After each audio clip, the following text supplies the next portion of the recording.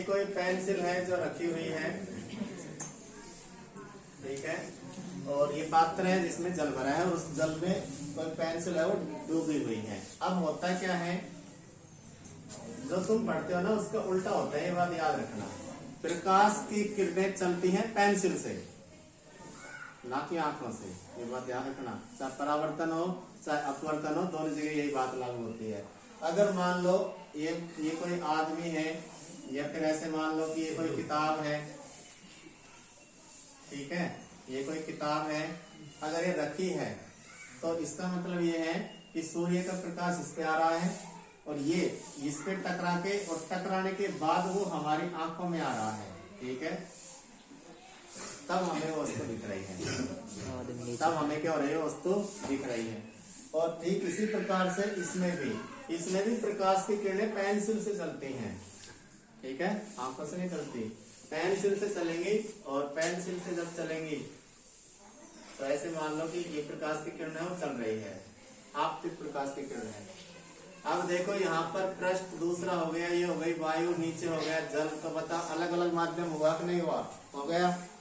तो देखो प्रकाश की किरण जब दूसरे माध्यम में प्रवेश करेगी तो यहाँ मान लो अभिलंब, ठीक है, अगर जल से वायु में जा रही है तो वायु विरल है, तो विरल है तो ये अभिलंब से दूर हट जाएगी, तो ये अभिलंब से ऐसे जाएगी, ठीक है।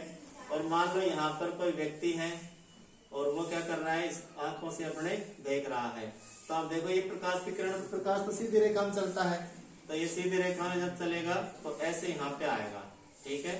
और ये पेंसिल इसे यहाँ ना दिखे, और ये पेंसिल है जो ऐसे यहाँ पे दिखाई देगी, ऐसे, ठीक है, कितनी मुड़ी हुई दिखाई देगी।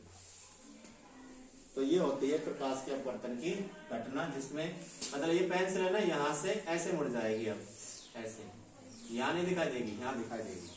तो ये होता है प्रकाश के अपवर्तन की घटना, ठीक है। तो इसका नाम दे देते हैं चित्र पानी में पेंसिल का मुड़ा हुआ दिखाई देना, ठीक है। तो ये है अपवर्तन की घटना, ठीक है। अब हम पढ़ेंगे आगे आयताकार कांच के स्लेब से अपवर्तन। तो अभी देखिए, एक बार इसको दोबारा देख लो कि अपवर्तन क्या होता है कि जब प्रकाश की किरण किसी एक माध्यम से चलकर दूसरे माध्यम में प्रवेश करे तो वह अपने पथ से विचलित हो जाती है। इस घटना को हम क्या कहते हैं, प्रकाश का अपवर्तन कहते हैं। तो अपवर्तन की घटना में दो माध्यम होंगे अलग अलग, और एक प्रकाश की किरण आएगी और दूसरी जाएगी। जो जाने वाली किरण है, अपवर्तन के बाद की जो किरण है उसे हम क्या कहते हैं, अपवर्तित किरण, ठीक है। बहुत सारे उदाहरण हैं जो प्रकाश के अपवर्तन पर आधारित होते हैं। जैसे कि हम कुएं के पैंदे को देखते हैं तो कुआं का पैंदा हमें ऊपर उठा हुआ दिखाई देता है, पानी से भरी बाल्टी के पैंदे को देखें तो ऊपर उठा हुआ दिखाई देना, पानी में डूबी हुई पेंसिल का मुड़ा हुआ दिखाई देना, या फिर इसके अलावा वायुमंडलीय अपवर्तन होते हैं, तारे की वास्तविक स्थिति, तारे की आभासी स्थिति दिखाई देना, सूर्य का क्षितिज से पहले सूर्योदय व क्षितिज के बाद सूर्य अस्त तक दिखाई देना। ये सब घटनाएं कैसी हैं, प्रकाश के अपवर्तन की है। कहीं पर वायुमंडलीय अपवर्तन होता है, कहीं पर सामान्य अपवर्तन की घटना होती है। तो इनमें से एक उदाहरण है वो हम देख रहे हैं, और एक उदाहरण क्या है कि पात्र है उसमें पेंसिल रखी है और उसके बाद वो हमें मुड़ी हुई क्यों दिखाई देती है।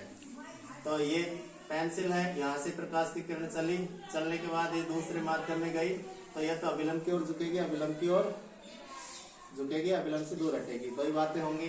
तो ये विरल में जा रही है तो अभिलंब से दूर हटेगी, यहाँ से कोई आदमी देख रहा है, अब ये प्रकाश किरण उसे सीधी दिखाई देगी, तो ये प्रकाश किरण सीधी दिखाई देगी तो यहाँ पे, तो ये पेंसिल इसे यहाँ पे दिखाई ना देकर केवल यहीं तक दिखाई देगी ऐसे।